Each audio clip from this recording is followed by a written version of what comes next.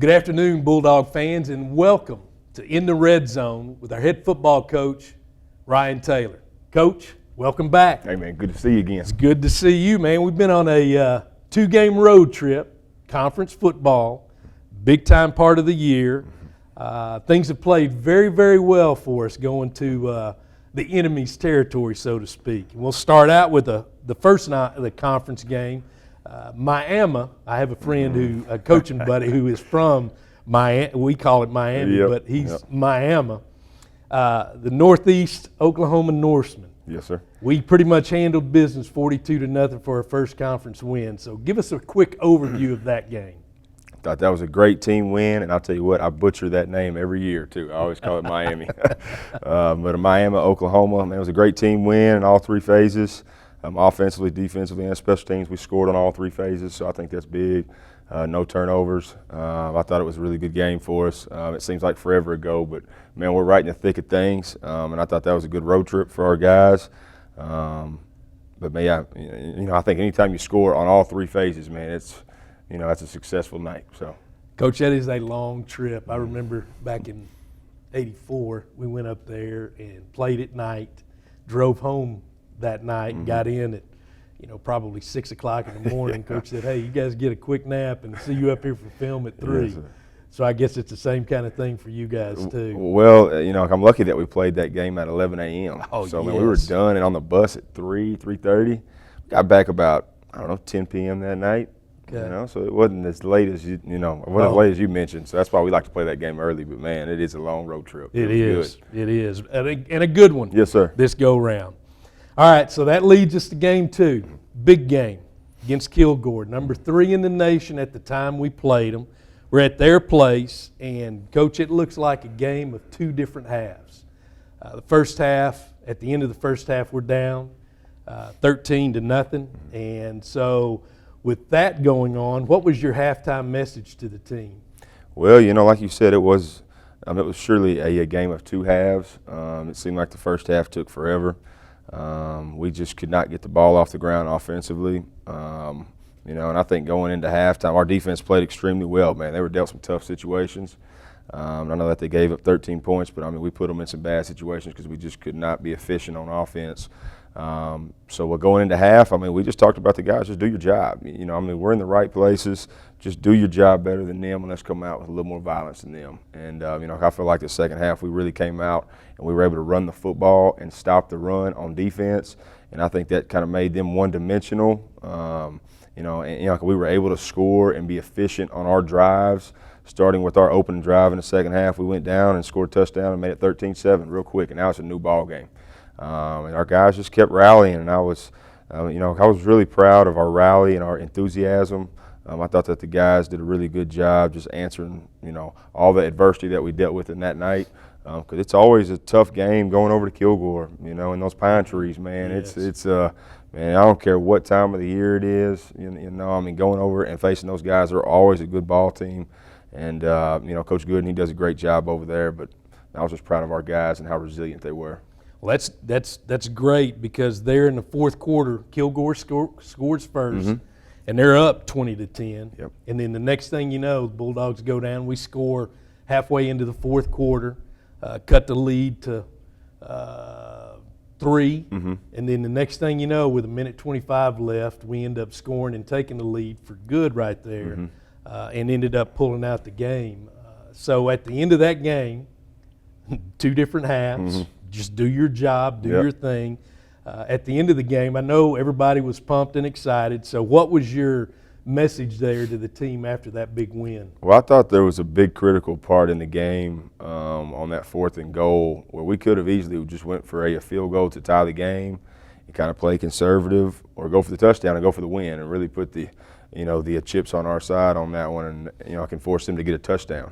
And, I just looked at the guys after that timeout, and I said, let's go win this ball game right here. And, I thought our guys they just responded really well, and they dug deep. And, I just told them, man, that's why we came back during summer 1.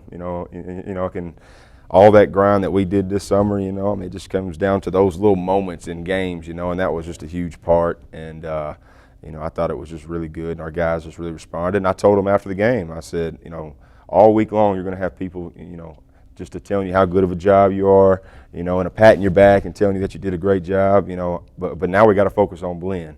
And tonight's game is really important for us, and it's the next one, and we got to go try to get win number 3.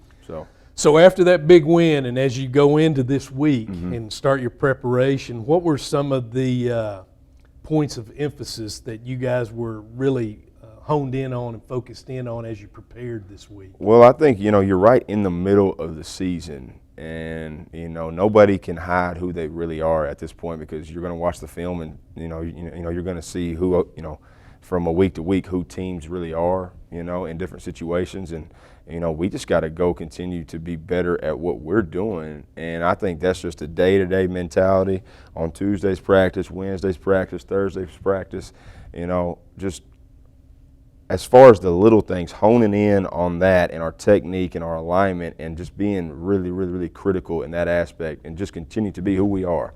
And, I think the guys are excited about the opportunity. But we're not, as far as Blinn, they are an extremely talented football team. We know we have our hands full. They have a lot of Division I prospects on both sides of the football. Coach Mahan and I go way back. He was actually my offensive coordinator,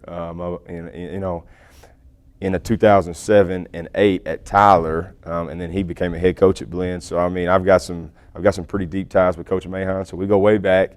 And it's always a battle with these guys, and he does a great job. So it's just another heavyweight fight that we have. As far as our conference, it's just a never-ending battle, and it's just we're right in the thick of it. So we just got to strap up and let's go get them. So well, it sounds like fundamentals are a big key. That's really all it comes down to. Just being able to you've got let's go do the little things physically. right. Yep. Physically, the guys are very capable of doing it and match up very, very well. It's just a matter of playing your technique, and it sounds like that's a big point of emphasis, and that can get lost.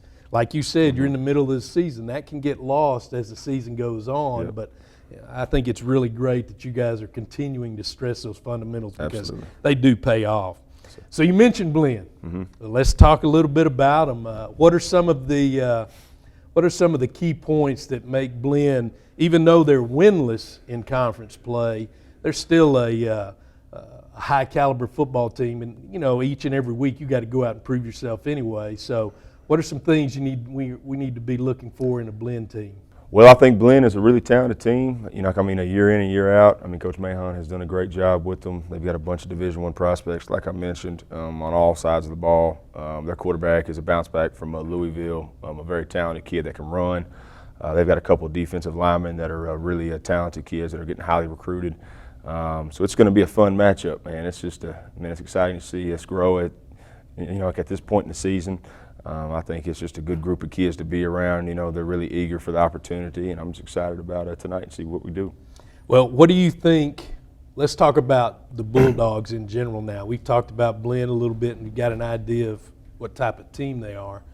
What do the Bulldogs need to do? What are a couple of things that you feel are really important to be successful against Blinn that the Bulldogs need to do? Well, I think, you have to always be able to run the football, and we got to be able to be creative in ways to run the football, can establish that point. And we got to be able to stop the run on defense. They have a really big running back. He's very talented as well. He's a young kid, but if he gets loose, he's hard to get down. He's a big 220-pound back. And they have a big offensive lineman that are some Division I transfers in, so we got to be steady up front. I think that's a constant thing that we have to win that battle in the trenches. You and Coach Mahan go way back. You guys been texting each other, talking this week at all, or has it been quiet? It's been quiet all week. I know he's busy with his kiddos too, but he's so he was actually, when I was a player at Tyler in 2007. He was our offensive coordinator there for 2 years, and then I came back as an offensive line coach at Tyler, and he was still the offensive coordinator there. So I worked underneath him, and I was a player underneath him for probably a total of about 6 or 7 years, all combined. So we know each other pretty well. So it's always interesting to see our fights. He's he's an offensive guy, and it's just always a funny it's always a funny conversation at the end of the game to see how it goes. I bet so. I'm looking forward to it. I love him.